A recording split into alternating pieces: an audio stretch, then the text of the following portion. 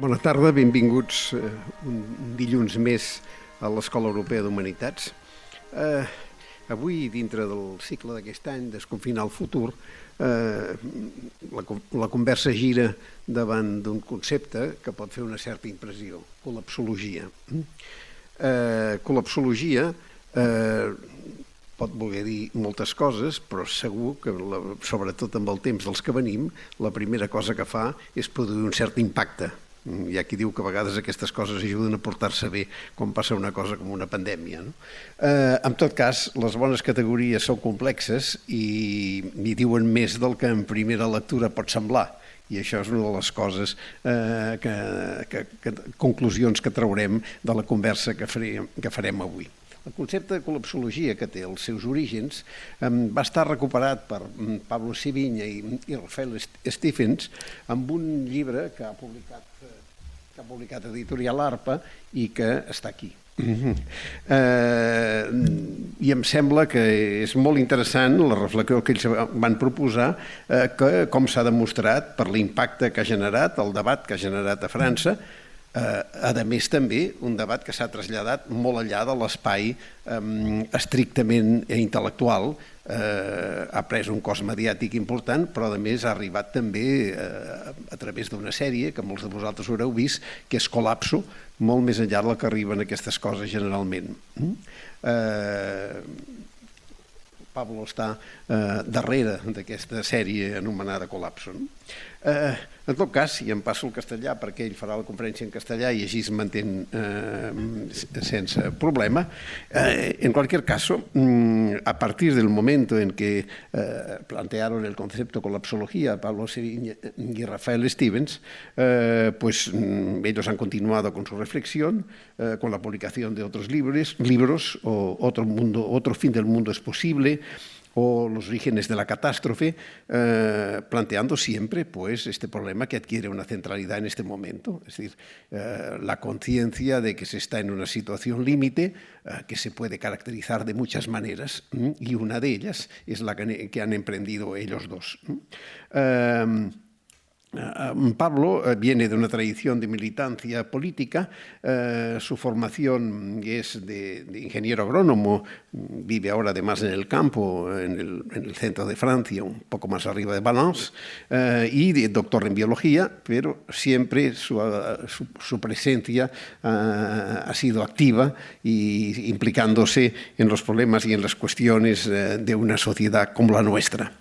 Me parece que era muy interesante en este momento escucharle a él cómo reflexiona a partir de esta categoría de colapsología, cómo reflexiona a partir de la experiencia que estamos viviendo en este momento y a partir desde el momento en que ellos lanzaron este concepto polémico, los debates que se han generado posteriormente.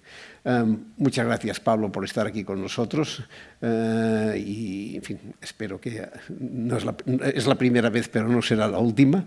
Encantado de tenerte aquí y ahora te toca a ti. Muchas gracias, Josep. Muchas gracias, Josep. Muchas gracias. Estoy mucha emoción venir aquí en Barcelona. No imaginaba conocer la ciudad antes del fin del mundo. Disculpe por el idioma, entendí casi todo lo que dijiste en catalán y voy a intentar hablar español porque si mi idioma es el francés por mi padre, mi madre es colombiana, entonces es un desafío, tengo que hacerlo en español, pero si tengo problemas, cuento sobre ti y también Álvaro que está aquí. Gracias Álvaro de Arpa Ediciones. Muchas gracias a Palau Macaya, la Escuela Europea de Humanitats, de invitarme, y la Caixa. Hace 2 años que no hago conferencias y quería como venir aquí porque es nuevo la cuestión de la colapsología en España. En Francia hace años este libro, estoy aquí para hablar de este libro, Colapsología, lo escribimos en 2014. O sea, antes del COVID antes de todo eso. Y fue un éxito, fue una sorpresa el éxito. Fue un éxito antes de que todo el mundo hablase de esto, porque no sé todavía por qué, pero podemos analizarlo. Es el primer libro, bueno, la intención fue comprender y fue hacer educación popular. Yo quería comprender todo sobre esta cuestión del colapso, todas las disciplinas científicas que hablan de colapso, hicimos una síntesis. Y quería que la gente supiera de por qué los científicos hablan de colapso. ¿Qué es un colapso del mercado de valores, de la biodiversidad, del clima, de las abejas, de un colapso político? Y esto es un libro que habla de los colapsos, es un plural. No habla de el colapso. Es una diferencia importante. Y intentamos con este libro entrar en la complejidad, en salir del mito del fin del mundo y del apocalipsis de las películas de Hollywood y entrar en realmente dar herramientas conceptuales a la gente para que pueda entender el mundo. Y, o sea que es muy científico, pero está escrito con, voy a decir, para todo el mundo, ¿no? Se lee fácilmente. Y la gente lo vio como un libro científico. Y se dijo, y con una editorial muy seria en Francia. Y era la primera vez que una editorial seria hablaba de este tema y la prensa fue muy respetuosa. No decía, bueno, no se reía como el apocalipsis maya o el calendario maya o no sé. Es muy fácil burlarse de este tema y queríamos algo serio. Y la prensa lo vio como algo serio. La gente también, y nuestra intención fue, no es dar miedo o asustar, al contrario, era cómo podemos juntos domesticar el miedo, porque yo tengo miedo. Cuando leí todos esos artículos científicos, hasta lloré. Yo soy ecólogo, etólogo, estudié el comportamiento animal y tenía todas esas cifras de la biodiversidad, del clima, y al mismo tiempo que leía todo esto, nacieron nuestros 2 hijos. Entonces decidí salir de la universidad, du métier, de oficio de investigador, y ir al contacto de la sociedad, de las clases sociales, de los sectores de actividad, de la gente, para hacer educación popular. Yo pienso que cuanto más gente se prepare, o cuanto menos riesgos va a haber. Lo vimos con el virus, el COVID. Los países que creían a la posibilidad de un virus, pues se prepararon mejor que los países que no lo creían. Aquí en Europa no lo creíamos porque no teníamos experiencia, no lo vivimos. Ahora sí ya tenemos el próximo virus y va a haber otros.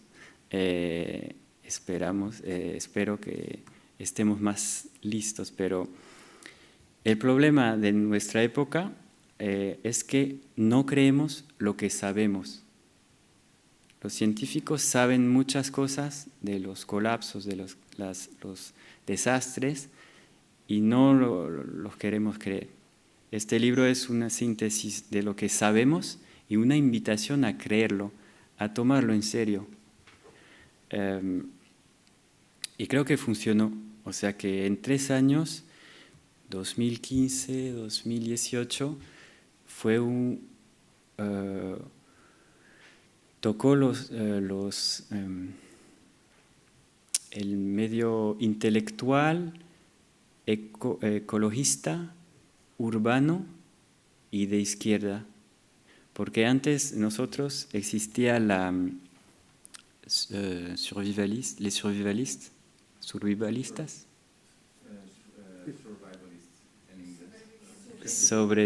El movimiento que... Ya, pero es más que sobrevivir, es un movimiento, bueno, survivalista.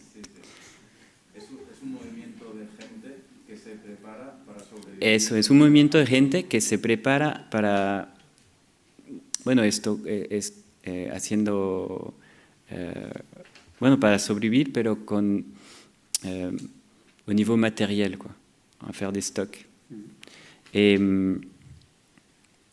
Y ellos tenían un libro que tuvo mucho éxito en 2011, o sea, sabían, y está cerca de la extrema derecha. Entonces, la izquierda y el medio intelectual, un poco serio, académico, no creía en esta posibilidad y no quería creerlo porque la gente de extrema derecha estaba en este tema. En nuestro libro abrió el tema a este público, o sea, un público muy, muy más abierto. ¿Qué dice el libro?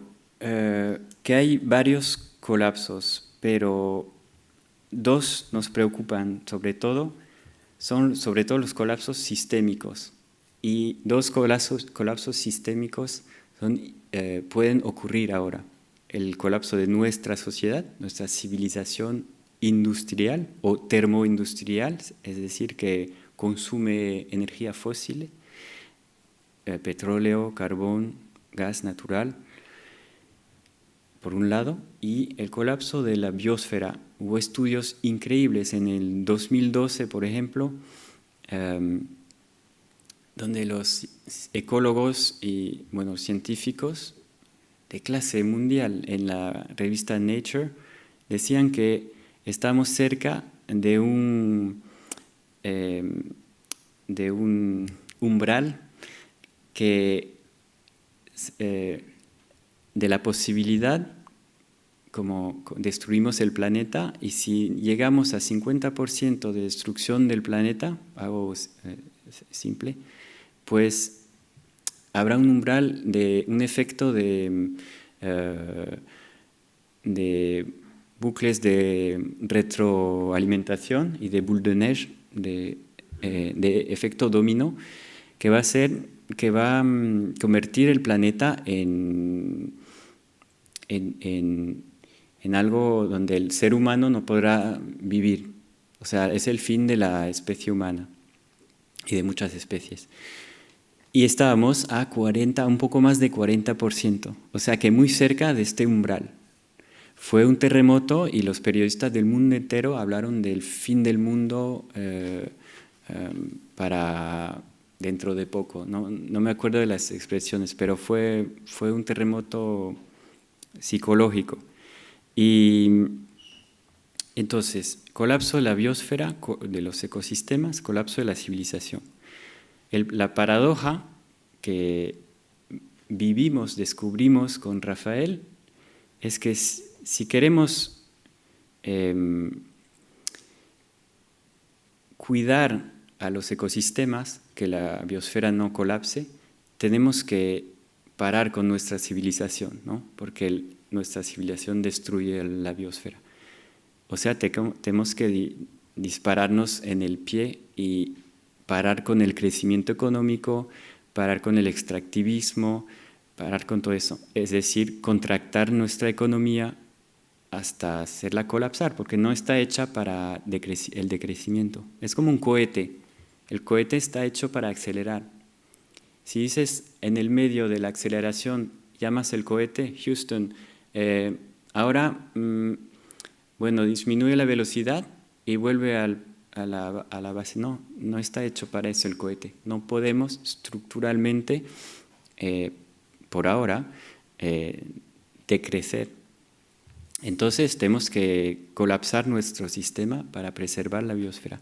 Si queremos preservar nuestro sistema económico ahora, para evitar muertos, caos político, social, para que la gente siga trabajando, empleos, todo eso, pues vamos a seguir destruyendo los ecosistemas. Y va a colapsar al final, y colapsando, pues va a destruir nuestra civilización porque no podemos vivir sin ecosistemas. O sea, tenemos que escoger entre colapso o colapso. Y esto nos dio un sentimiento de impotencia, de terrible. Y Rafael tenía también un bebé a esta época y decidimos, escribir este libro para compartir como dije, con todo el mundo. Y se me olvidó lo que quería decir, perdona. Y en la conferencia hicimos muchas conferencias. La gente salía llorando. Durante 2 o 3 años había 1 o 2 personas, 3 que salían llorando. Y todas esas cifras, porque lo decíamos muy bien, con gráficos, con PowerPoint, todo esto era muy limpio.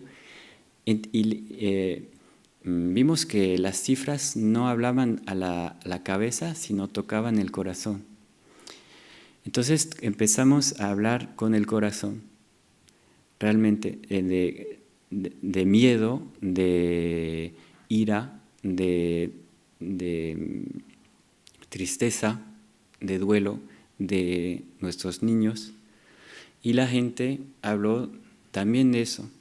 Cuando yo llego con un informe del GIEC y cifras del clima, nadie puede levantarse y decir, yo no estoy de acuerdo, no, solo puedes pasivamente escuchar y hacer. Pero cuando llegas en una conferencia y hablas de, yo tengo miedo, tengo niños y no quiero que el mundo se convierta en una película de Mel Gibson, de Mad Max o de zombie. La persona aquí puede levantarse y yo también, pero tengo otra película y yo tengo niños y yo siento esto y podemos hablar. Con los afectos, las emociones, podemos empezar a construir juntos. Y desde luego las cifras entran y la gente empieza a creer estas cifras. Lo sabían, pero ahora lo creen. Y el efecto de las conferencias también fue que la gente se dio cuenta que no estaba sola con el libro. Es muy difícil leer solo el libro y dejarlo en la cama por la noche y dormir.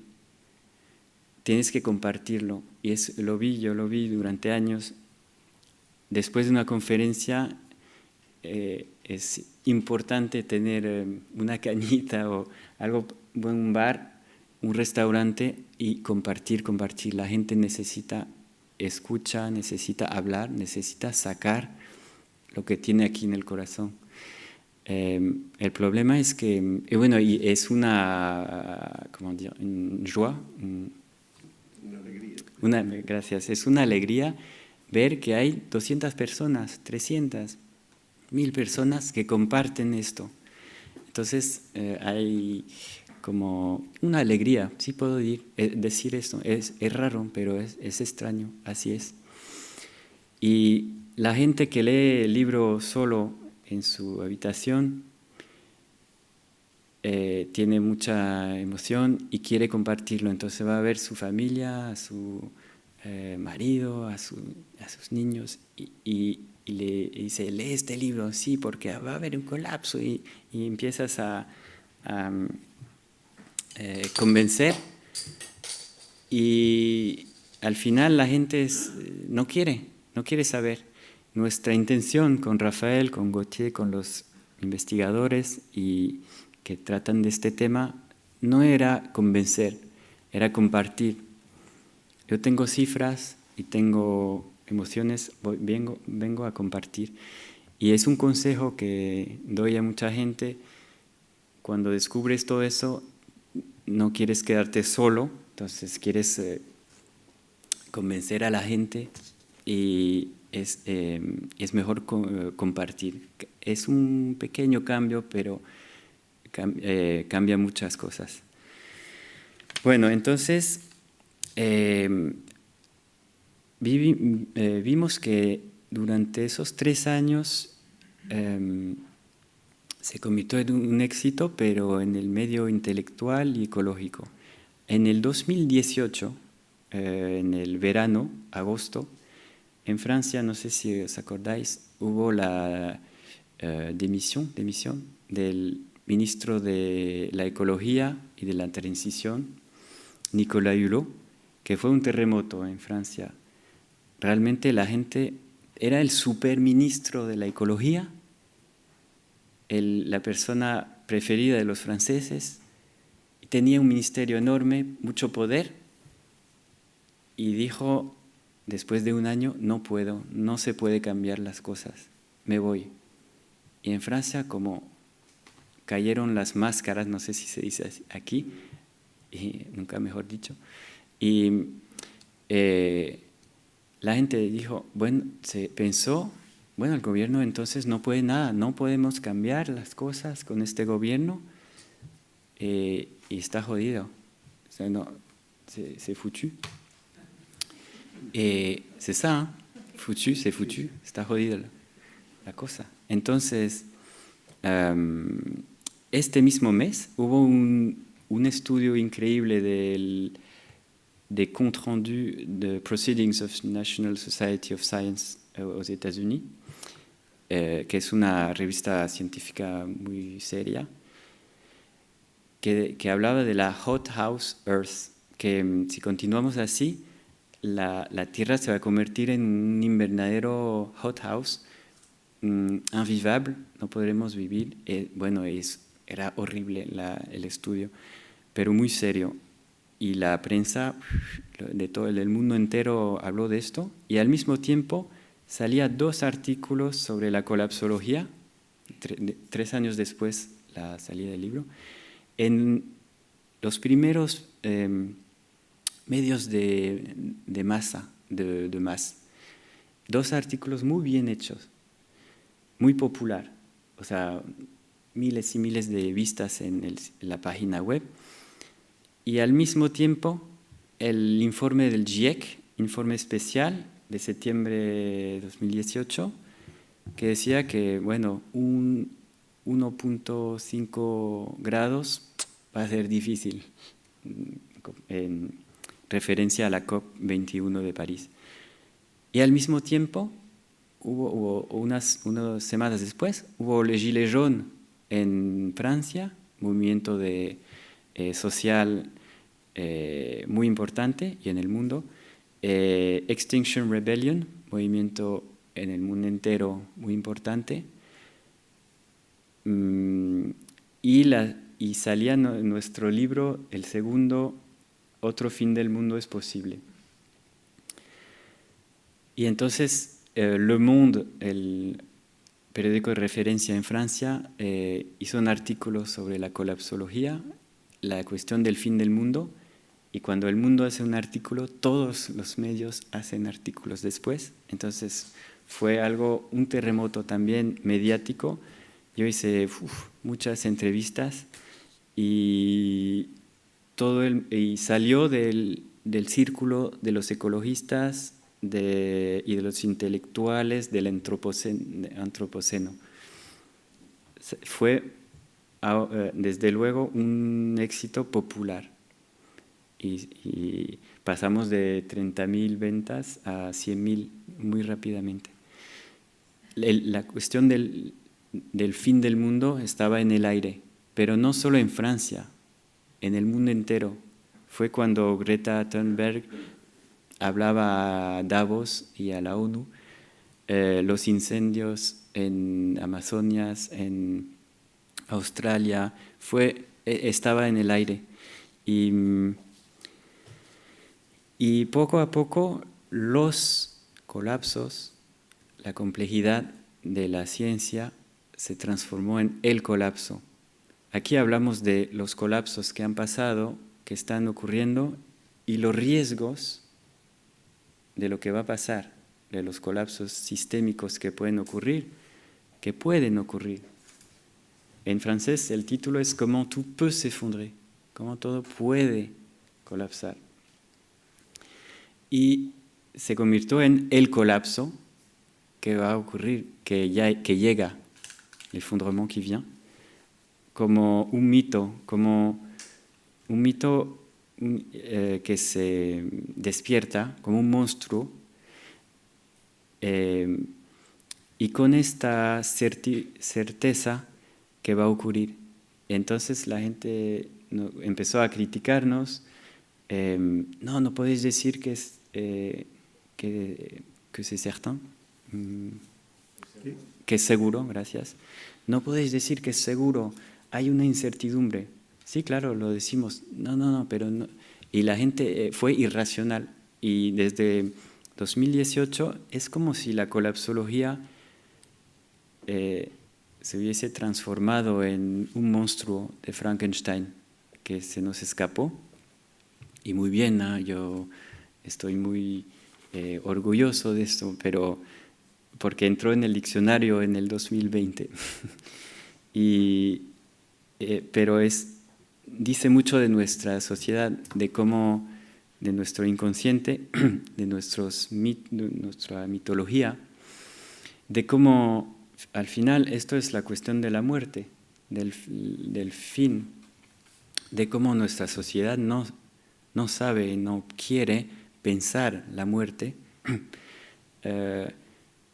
y cómo tratamos el miedo, dice mucho de nuestra sociedad, y eso para mí es muy interesante. No puedo contar ahora, pero en las preguntas a lo mejor, el segundo libro, Otro fin del mundo es posible, que trata de... Presentamos 3 volúmenes al principio. El primero, colapsología, logos, la razón, el discurso, la mente, la cabeza. El segundo, colapsosofía, sofía, la sagesse, la sabiduría, el corazón, la cuestión de las emociones y de las historias, de la imaginación, del arte. Y tercero, va a ser, porque es ahora los que estamos escribiendo, colapso praxis, la práctica, la organización política, qué hay que hacer, qué podemos hacer, qué hicieron los ancianos, una cuestión interesante es cómo los cuerpos reaccionan al hambre, al frío. Hay muchas, se apasionó. Pero todavía no salió el libro. Y yo quiero que este libro sea colectivo. Y entonces una crítica que tuvimos mucho, porque los editores nos dijeron, bueno, hay 3 volúmenes, pero primero vende el primero y sacamos el segundo. Y si vendes el segundo, sacamos el tercero. Yo quería sacar los 3 juntos, pero no es así que funciona la cosa, ¿no? Y entonces nos criticaron porque la colapsología es solo científico, no es político. ¿Y dónde habláis de anticapitalismo? ¿Y dónde están las causas? Porque ahí no están las causas. ¿Y ustedes qué piensan ¿y qué hay que hacer? ¿Y dónde está la organización colectiva? Pues no habíamos escrito libros sobre eso. Pero es un besoin, una necesidad para la gente, claro. Cuando hablas de un problema, la gente, y yo el primero, quiere soluciones, ¿no? Y con el segundo libro venimos con este camino interior de las emociones, de la espiritualidad, de la ética, del arte, de qué nuevas historias podemos contarnos para abrir horizontes y no cerrar. Y eso es la intención de la colapsología que teníamos y que sigue, no es cerrar horizontes, no es decir, no hay nada que hacer, está jodida la cosa, es cómo vamos a poder abrir al futuro porque tenemos niños y tenemos que avanzar. Y en en Francia, no sé aquí cómo es, pero es muy difícil hablar de espiritualidad, de conciencia, de, comment on dit, les liens avec la nature, vínculos con la naturaleza, cambiar. Es difícil. En Bélgica no. Bueno, yo viví 20 años en Bélgica, es mucho más fácil, en Suiza también, pero en Francia no, el país de la razón. Tac. Y los franceses, desde 1905, con la separación de la Iglesia y el Estado, tienen ese imaginario, esa conciencia de que lo espiritual es personal, es individual. Crees lo que quieres, pero en tu casa, y no en la res pública, en la política. Y muy bien, pero confundieron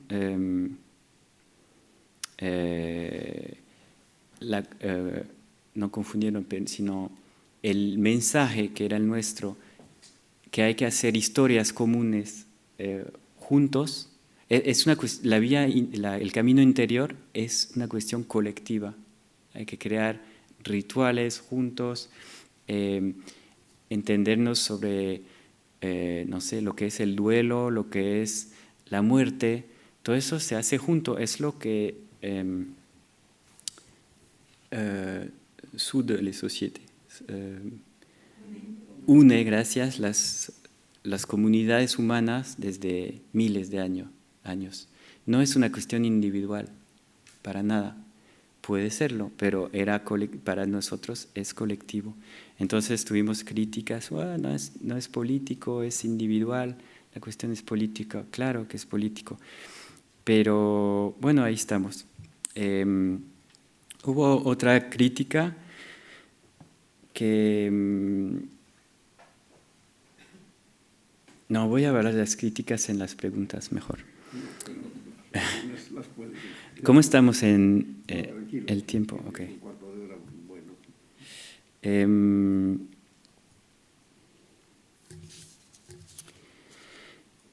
El corazón de este libro es una paradoja del filósofo Jean-Pierre Dupuy en Francia, que inventó el concepto de catastrofismo ilustrado, catastrofisme éclairé. Y dice que, él dice muy bien que no creemos lo que sabemos, y inventó esta paradoja que dice, si el desastre no es seguro, pues vamos a convertirlo en algo seguro, vamos a hacer como si estuviese seguro, y así ganamos la posibilidad que lo pudiésemos evitar. ¿Esa? Comme il est certain, on va l'éviter. Es una paradoja. Lo consideramos como seguro, desde luego podemos evitarlo. Si no lo miramos, si no miramos la pared que viene, pues nos vamos a estrellar. No sé si tenéis eso en España, sobre una red de informe del tráfico, se llama Bison Futé en France, y Bison Futé, te dicen por la radio, este sábado hay vacaciones, va a ser sábado rojo o negro o naranja, porque hay mucho tráfico. Y Bison Futé hace previsiones, o sea, sábado negro, quiere decir que temen que va a haber mucha gente. Entonces la gente dice, sábado negro, yo no salgo, entonces no hay trancones, o sea, atascos. O sea que cuando dices que va a suceder, pues no sucede.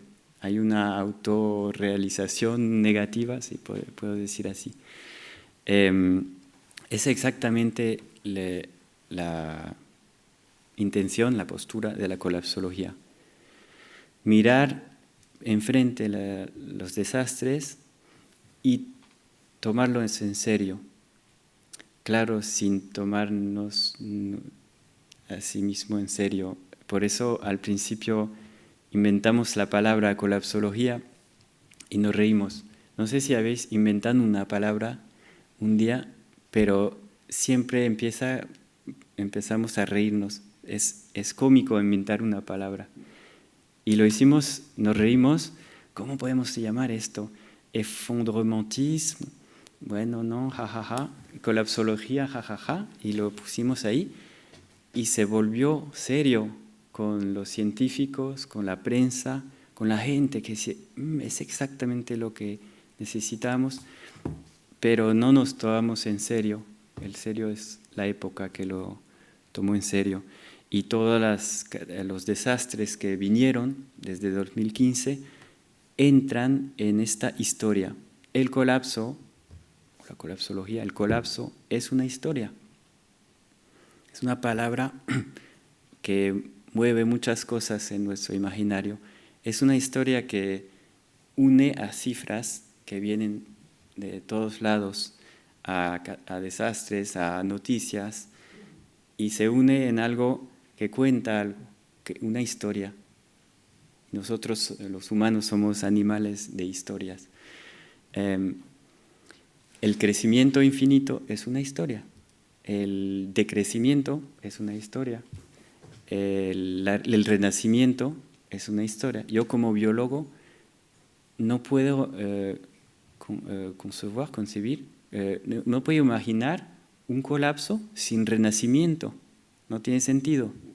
En la naturaleza todo es ciclo, todo renace. Y para mí esto era la descripción de una fase del ciclo. Y yo vi que la gente no era obvio para la gente.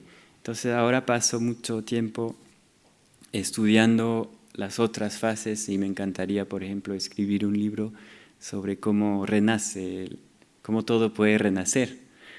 Y es importante porque lo vimos en el primer confinamiento el año pasado, cuando dejas la naturaleza tranquila, renace los delfines, los pájaros, todo renace bastante rápido. Es una buena lección, es una buena noticia. Bueno, hay muchas cosas que hacer para abrir las perspectivas, los horizontes. Hay trabajo que hacer en política, que puede ser yo no tengo respuestas, o sea, tengo unas, pero todavía no me convencen. Y cómo gestionar las crisis, cómo preparar un colapso sistémico. ¿Podemos prepararlo? Es una pregunta. ¿Qué pasa si que el primer ministro o el presidente dice vamos a prepararnos a un colapso? Pues va a provocar un colapso de los mercados de valores que él justamente quería evitar. También hay paradojas y cerrojos por todas partes y preguntas interesantes. Entonces, ¿qué podría ser una política de colapso o de renacimiento? Desde el COVID pienso que veo, pero no tengo cifras, la gente cree en la posibilidad, o sea, siente y ve que hay un riesgo sistémico. Fue nuestro mensaje principal. Hay riesgos sistémicos globales. ¿Y qué hacemos? Pues yo descubrí una cosa que nunca leí en los libros, pero a lo mejor está, que para protegerse de riesgos locales, de desastres locales, por ejemplo una sequía aquí en Cataluña, pues nos organizamos de manera global. La globalización permite comercio, permite enviar ayuda a Cataluña, etc. ¿Vale? Desastres locales, la resiliencia pasa por el global, pero l'inverse es vrai, para protegerse de desastres globales hay que invertir en el local. Y esa es la clave. Y lo vimos, yo lo viví con mi familia y los vecinos durante el primer confinamiento en Francia. No había supermercados, ¿cómo íbamos a comer? Y nos organizamos con el alcalde, con los vecinos, con el barrio. Fue muy interesante. Hubo también mucha alegría, la joie de compartir, de ayuda mutua. Fue interesantísimo. Entonces, la propuesta es equilibrar un poco menos de globalización, un poco más de local. Y no digo que hay que hacer todo local, pero porque los desastres continuarán a ser locales y globales. Y para acabar, hay un chantier, una obra muy grande que son las historias. En este libro hacemos una invitación a los artistas. Decimos que la mitad del trabajo, de la transición, de un renacimiento o lo que sea, va a ser, tendrá que venir de los artistas. Tendrá que inventar historias, cuando digo artistas, películas, libros, de romans, de novelas, cómics, lo que sea, series. Y me hablaron hoy mucho de la serie Colapso. No sabía que era un éxito aquí en España. Y los realizadores, los que hicieron la película, son 3 amigos jóvenes, unos genios de la película, del cine, y que me entrevistaron para este libro en una cadena YouTube que se llama Thinkerview en Francia. Ellos hicieron esta cadena y este programa, y desde luego hicieron el guión de la serie, me lo mandaron, y como yo he escrito otro libro sobre la ayuda mutua, algo muy positivo, la gente me ve como alguien positivo. Entonces me lo enviaron y dicen, ¿puedes leerlo? Porque realmente queremos hacer una serie positiva que dan ganas de vivir los años que vienen. Y yo dije, no, pero esto es muy oscuro, muy...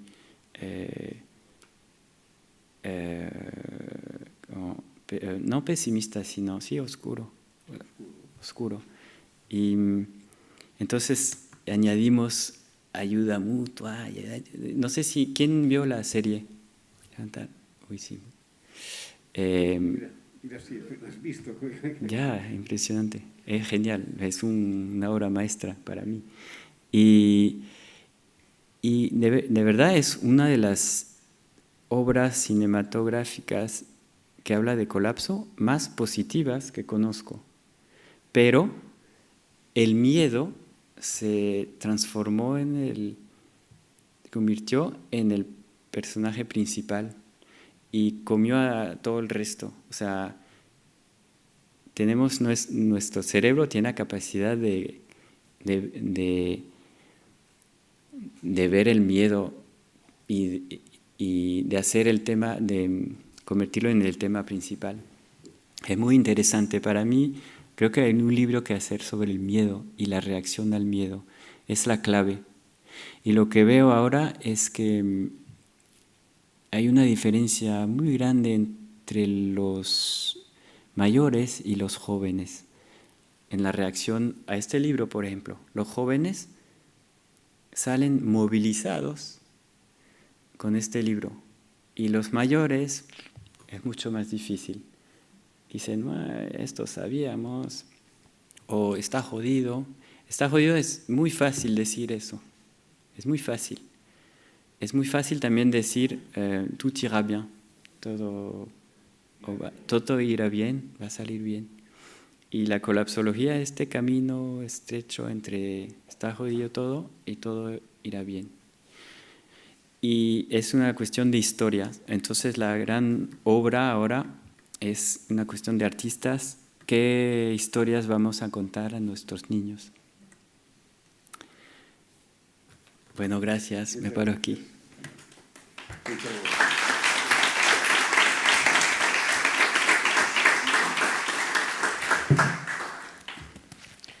Muchas gracias, Pablo. Primero, una pura curiosidad. Has dicho que el término colapsología había sido incorporado al diccionario. ¿Con qué definición? Ah, sí, tengo la definición. A ver. ¿Era vuestra la definición? Sí. ¿La copiaron bueno, literalmente? La escribimos en 2014, ya no O sea, la vuestra, digamos. Sí. Esta es la que ha ido al diccionario. Sí. Y todo el mundo... A ver, ¿cómo era? No, primero quiero hablar de la definición del colapso, porque hay varias definiciones. Los arqueólogos hablan de la reducción de una población en un territorio. Bueno, es útil para la arqueología, pero no es muy útil para nosotros. Y tomamos la definición de... Hay varias, pero la de Yves Cochet, que es un ex ministro del Medio Ambiente de Ecología en Francia, hizo la preface, el prefacio, sí. Postfacio, y dice: el colapso es el proceso por el cual las necesidades básicas, agua, comida, ropa, vivienda, etc., dejan de ser proporcionadas a un coste razonable a una mayoría de la población a través de servicios legalmente regulados. O sea, es una definición muy concreta, muy encarnada. Muy servicio público, muy casi política. Pero es casi el equivalente a una definición de crisis social aguda, digamos. Exacto, es eso. Pero con con la irreversibilidad. Hay algo de irreversible. No podemos, no es una crisis, sino de la que podemos salir como y volver a la situación de antes. Mira, este será el objeto de la colapsología, que definimos como el ejercicio transdisciplinar del estudio del colapso de nuestra civilización industrial y de aquello que podría sustituirla, basado en dos modos cognitivos que son la razón y la intuición, y en trabajos científicos reconocidos. Pero, por tanto, lo reducíais al colapso de la revolución industrial, no como un concepto universal, sino reducido al colapso de nuestra civilización, digamos. Sí, quizás fue un error en no haberlo puesto en esta definición, porque leímos muchos libros, el de Jared Diamond, Colapso, es un bestseller de 2005, y él habla de los colapsos, la civilización, la arqueología, etc., pero no habla de manera clara sobre nuestra civilización, y queríamos enfocar sobre nuestra civilización, qué nos ocurre a nosotros. Pero sabiendo que colapso no es el primero de la historia. No, y no va a ser el último. Y no va a ser el último. Un par de cuestiones. La primera es, has insistido mucho en esta idea que es casi un cuestionamiento del pensamiento ilustrado, ¿no? Que es la idea de no creemos lo que sabemos.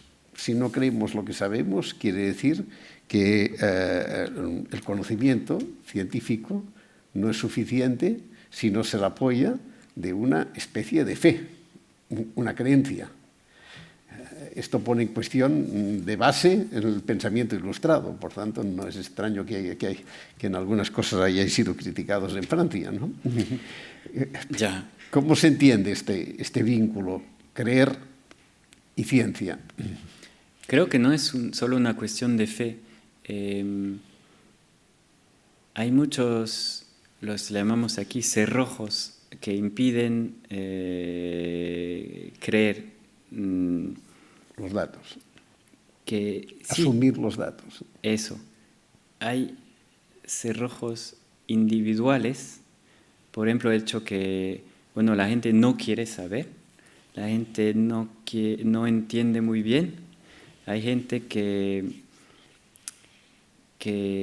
tiene demasiado miedo a la cuestión de las emociones, y nuestro cerebro también no está hecho, desde el punto de vista de la evolución, para tratar datos demasiado grandes. O sea, otra manera de decirlo, tenemos más miedo de una araña, una tarántula aquí, que de leer un informe del GIEC.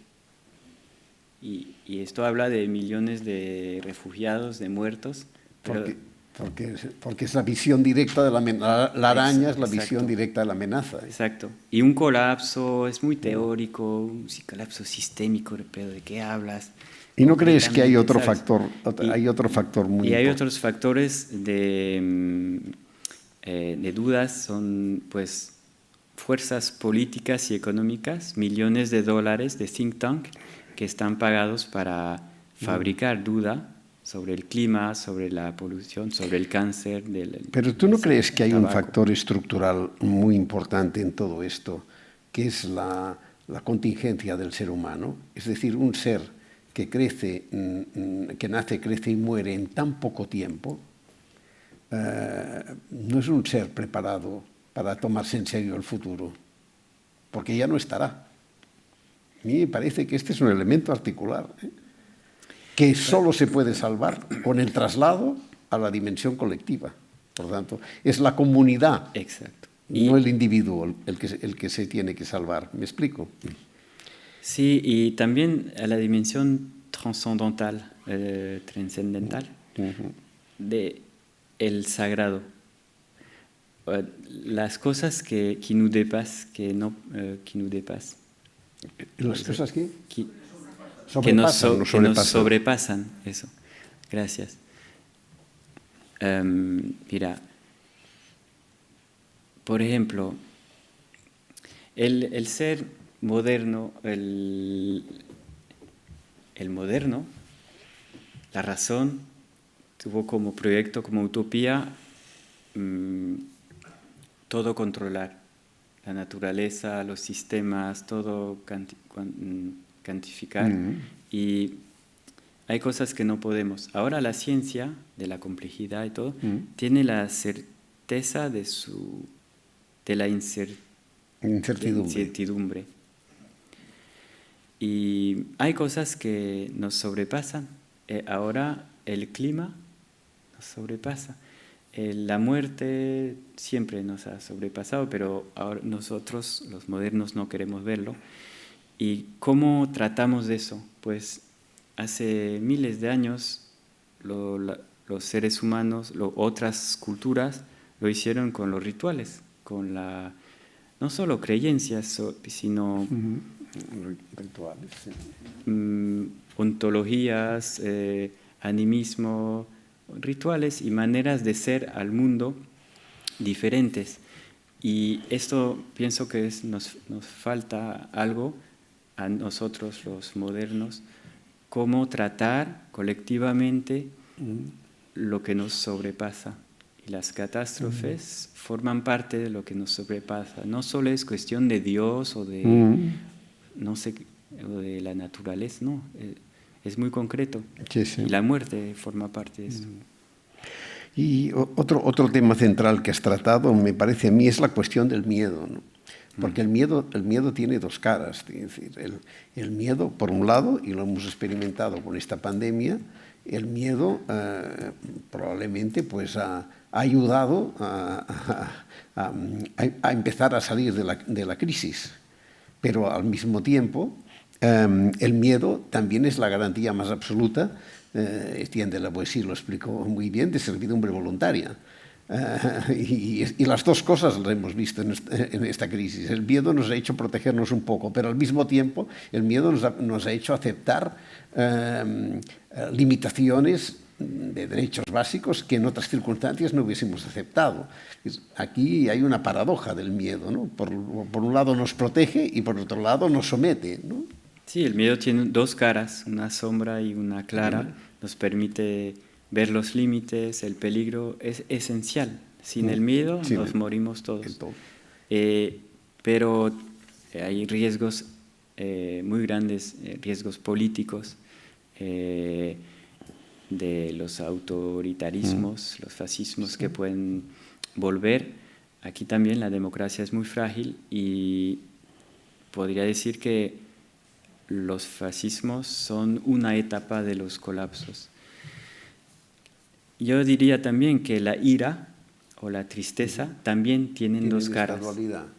La tristeza tiene el riesgo, la cara oscura, es la desesperación, es el hecho de cerrar los horizontes, pero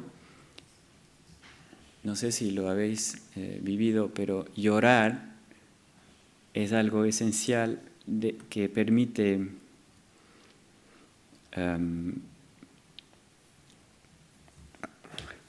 hacer vínculos fuertes con una persona y tourner la page. De algún modo libera, digamos, ¿no? Libera, limpia, no sé, algo muy detrás es muy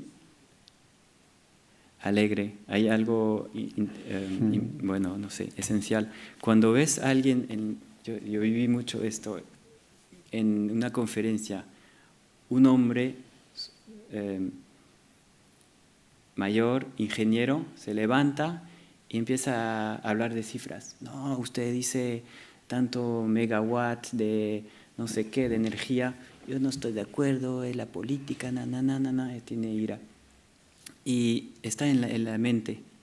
Cuando se levanta otra persona y dice, bueno, yo tengo niños y usted lo que viene a decir, y se pone a llorar, el primero tienes solo quieres una cosa, es contradecirlo. La mente se para y las emociones juntan. Quieres la persona que se levanta y llora, solo quieres abrazarla. Eso es muy, muy, muy importante tener eso en cuenta. Y la ira también. Mira, la ira puede ser insurrecciones, o sea, políticamente es muy peligroso. Y por otra parte, es el motor de Extinction Rebellion. Es el motor de esta juventud que dice es ahora o nunca. Tiene un slogan que dice, la firma de Extinction Rebellion, c'est amour et rage, amor y rabia, ira. Y dicen también, que es muy bonito, quand l'espoir meurt, l'action commence. Cuando la esperanza muere, empieza la acción. C'est magnifique.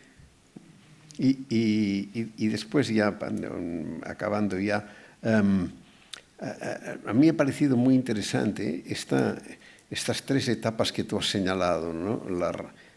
Primero el análisis racional, para decirlo así, después la intervención del arte y después la política, ¿no?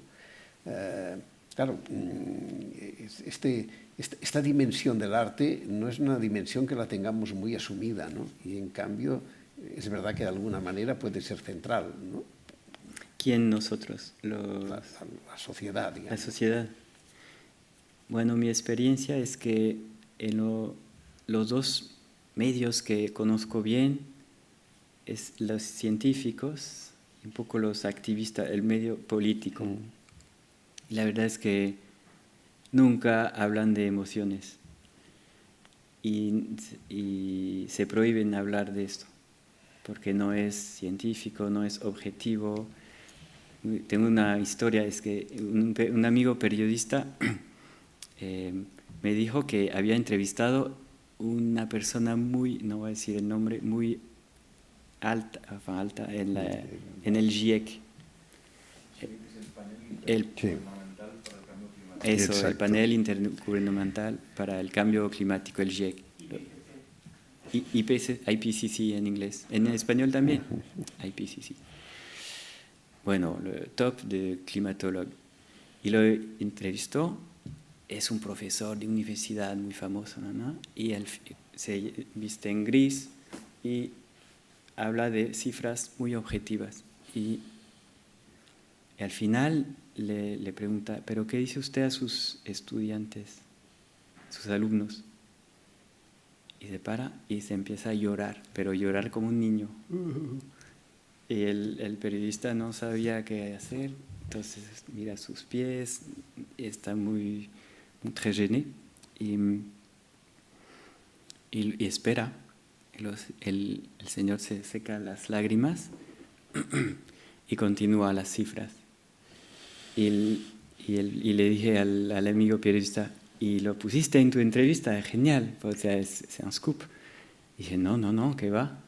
No, ¿y qué dijo? ¿Lo hablaron después? ¿Lo abrazaste? No sé. No, nada, no hablamos. ¿Qué? Bueno, es muy interesante ver cómo metemos esto, lo escondemos y cómo es un mensaje increíble de ver a alguien del IPCC llorar. Sí. Y no queremos verlo. Qui s'incorpora a la conversa? Qui vol començar? Yo tengo una pregunta. Un momento.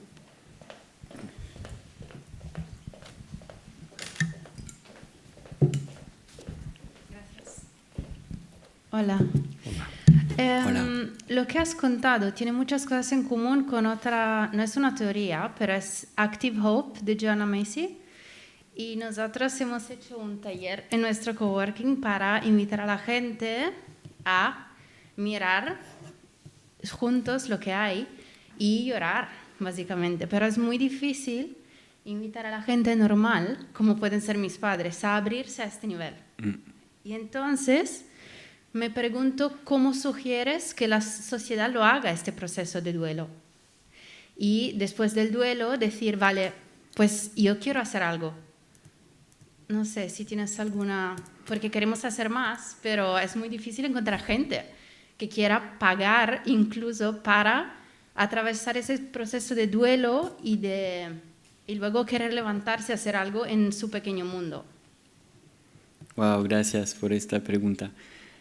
Me toca mucho porque es el tema del segundo libro, Otro fin del mundo es posible, este camino interior, porque yo hice talleres de The Work That Reconnects, el trabajo que reconecta, de una gran persona que es Joanna Macy, una estadounidense que tiene 85 años ahora o más. La voy a entrevistar dentro de 2 semanas. Y no sé si cuento su historia en 2 minutos, ¿no? No. Bueno, la cosa es que ella trata, hace 50 años que trata esta cuestión de los desastres y para ella la solución es hacer vínculos con nuestra persona al interior, las emociones, con los humanos, con los seres no humanos, animales, plantas, y con los que nos sobrepasa, lo sagrado. Y yo he animado, he organizado talleres de Joanna Macy y escribí libros con los que trajeron esta metodología aquí a Europa, en Bélgica, y es genial, o sea, te da confianza, resiliencia, fuerza, y lo hizo hace 50 años, 40, ¿no? 50, para ayudar a los activistas antinuclear, porque es un tema horrible que te destroza, que te mata y que te provoca burnout. Y ayudó a esto, y su hijo estaba ahí, y ayudó a estos activistas para darles fuerza y reconectarlo a algo más, inmenso. Entonces, el concepto de Joanna Macy es Active Hope, esperanza activa, espérance en francés. Esperanza activa. Y la idea es que la esperanza no es esperar. Esperanza, hay una etimología de esperar, no es algo pasivo, no es, voy a esperar que me digan que el futuro va a ser feliz. Y si me dicen esto, pues voy a levantarme y pasar a la acción. No es pasivo. Active Hope es ahora, que haya desastres o no, hay una gracias, hay una tormenta, pues te levantas y haces lo que piensas que es justo ahora, con coraje. Y si lo haces, entonces habrá esperanza que podrá suceder cosas buenas. Es un concepto muy activo. Es una pequeña diferencia, pero es importante. Václav Havel lo decía también, esta definición. Yo hice muchos, hay cientos, miles de personas que lo hicieron en el mundo. Pienso que funciona con círculos, grupos pequeños, 10, 20, quizás 40, y hay una sed de esto, un hambre. La gente quiere hacer, entonces hay que former des formateurs para hacerlo, talleres por todas partes, c'est genial. Y puedes hacerlo gratuito o barato o encontrar ayudas para hacerlo a grande échelle. Gracias a ti.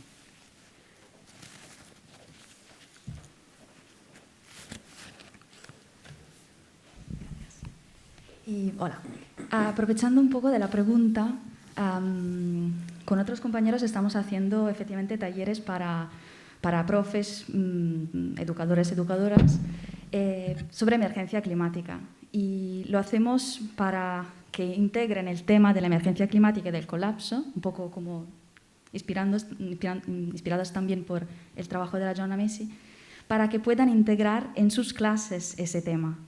Y entonces, la grande pregunta, también hago talleres sobre emergencia climática a adolescentes y niños, y la grande pregunta es cómo hablar del colapso a gente que tiene 15, 14, 12, 8 años. O sea, es muy difícil. A mí a veces me entra un poco de miedo y también de no le puedo hablar de todo esto, es demasiado grande. Entonces, ¿Por qué es difícil para ti?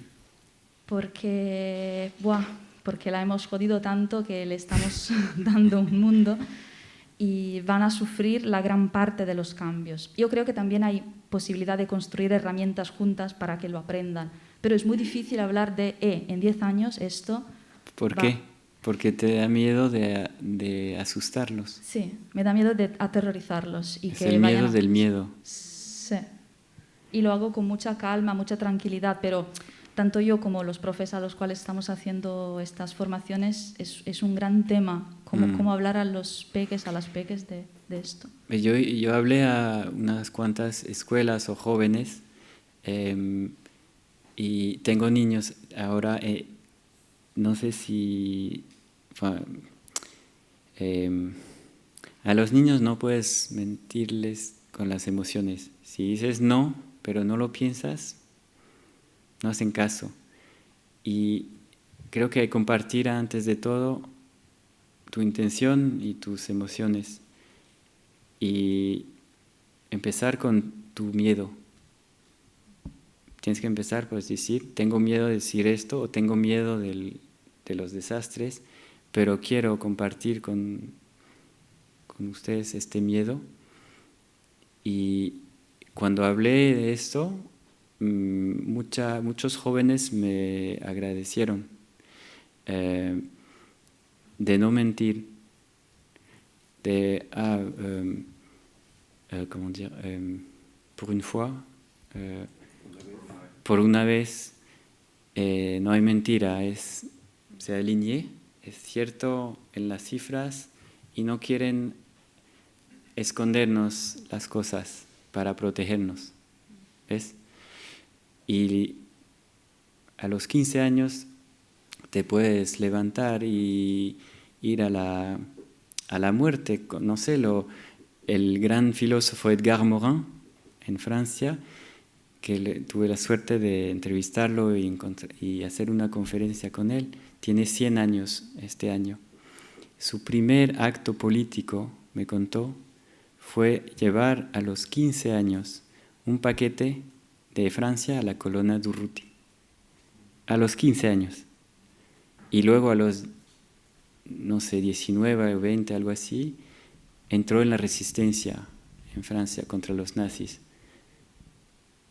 ¿Cuántos años tiene Greta Thunberg? 18 ahora. 16, 18. El Guy Moquet es un résistant en France. Tenía 17, 19 ans. Lo fusilaron. Los jóvenes tienen mucha energía y mucho más que lo que creemos. Hay un método genial que se llama la fresque du climat. No sé si conoces. Sí, y tengo amigos en Barcelona que hacen un taller para descubrir todas esas problemáticas sistémicas del clima, del colapso, etcétera, del petróleo, haciendo participar a la gente. Es como un método de educación popular genial, funciona muy bien, y con los niños también. Gracias.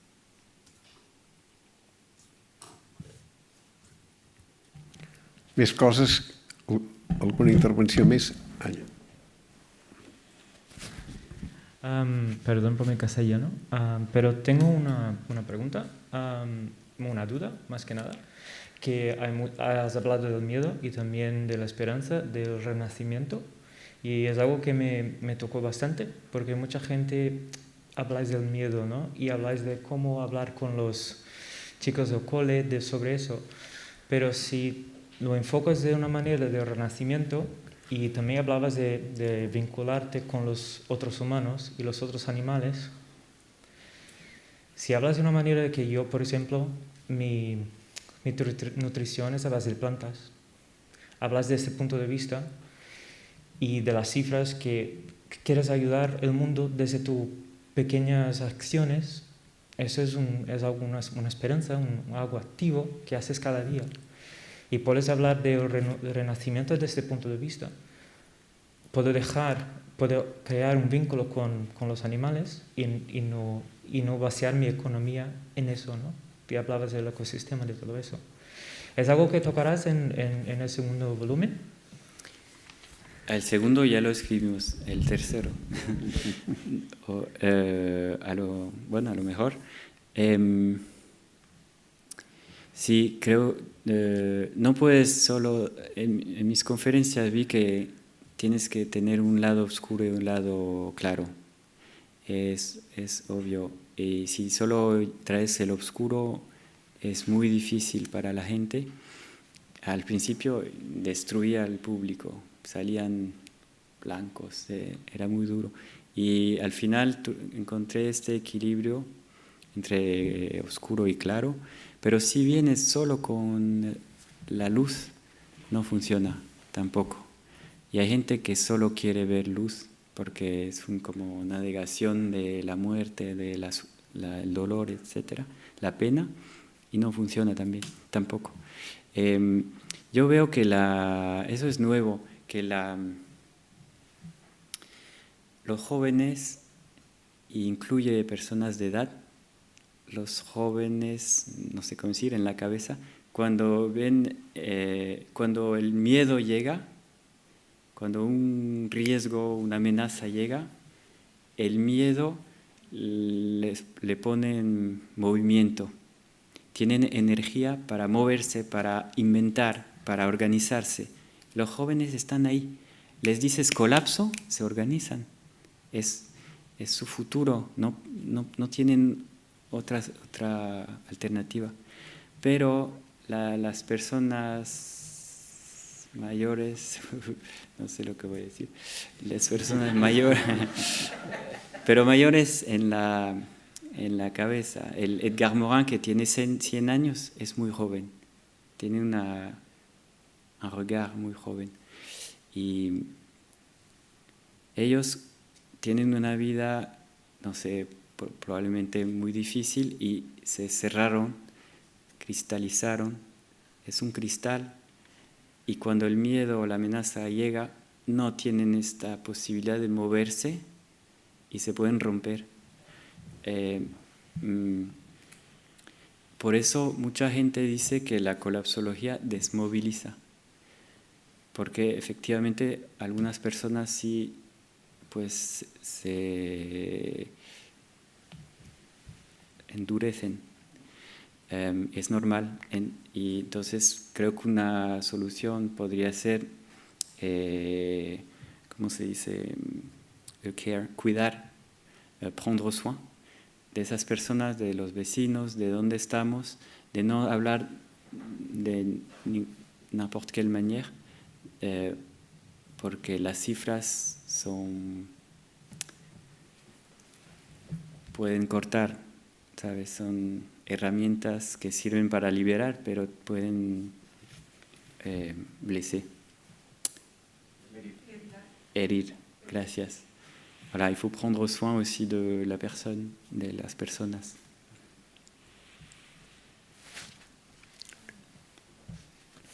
Es lo mismo que un incendio.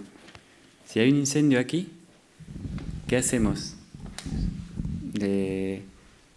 Debatimos, ¿es cierto, es seguro, es una incertidumbre o no? Nos organizamos, vemos quién es débil, vulnerable y vamos. Bueno, eso es la colapsología para mí.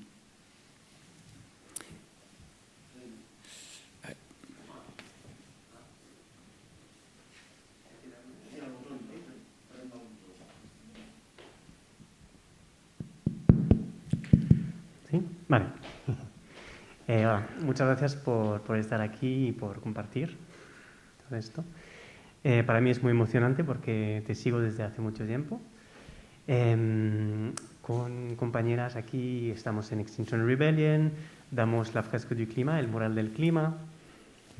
Estamos adaptando el juego Inventons nos vies carbone.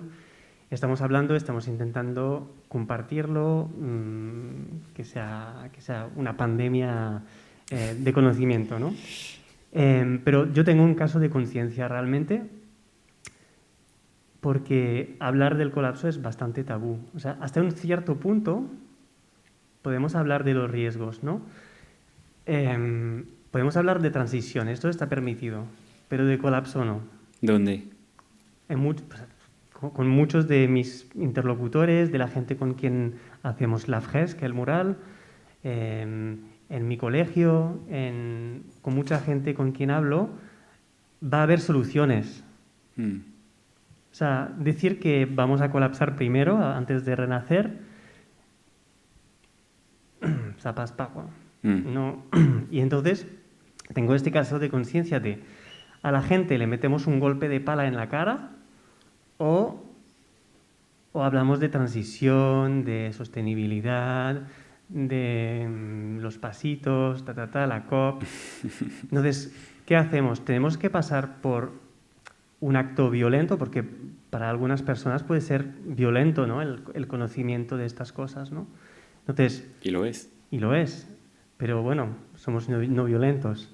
Entonces, y un poco la pregunta de la Sara de antes, ¿no? De a un niño de 8 años, ¿les puedes decir toda la verdad?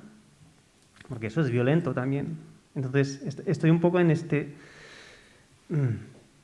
caso de conciencia de decir toda la verdad es violento, pero es necesario. O solo que nos quedamos con, bueno, pues concienciamos a todo el mundo y habrá una transición buena. Entonces estoy un poco con este caso y no sé si Yo tienes escogí- alguna pista de cómo salir de esto. Pues yo escogí decir las cosas y los hechos son violentos, ¿sabes? Cuando un niño tiene 6, 7 años, eso ocurrió este año, y descubre la muerte, como un pájaro, un ratón, y dice, ah, yo también, y tu papá también vas a morir. Bueno, de una manera es violento, pero tiene que pasar estas fases y tu rol es acompañarlo. Y podrías decirle, pues claro, te vas a morir también, y mamá también, y todo el mundo, ¿sabes? Pero puedes cogerlo, o sea, abrazarlo y decir, sí, voy a morir, pero, y decirlo bien. Es lo que escogimos, decir las cosas, pero decirlo bien para disminuir un poco la violencia. Pero no escogimos vivir en este mundo violento con malas noticias. Podemos cambiar un poquito en la manera de decirlo, en la intención. Esto cambia mucho con los niños y también con los mayores. Y depende del público. No hablo de la misma manera a mi familia, a un círculo de economistas, de empresas o unos religiosos, o no sé, una reunión católica o una escuela, ¿no? Hay que encontrar la manera de hacerlo.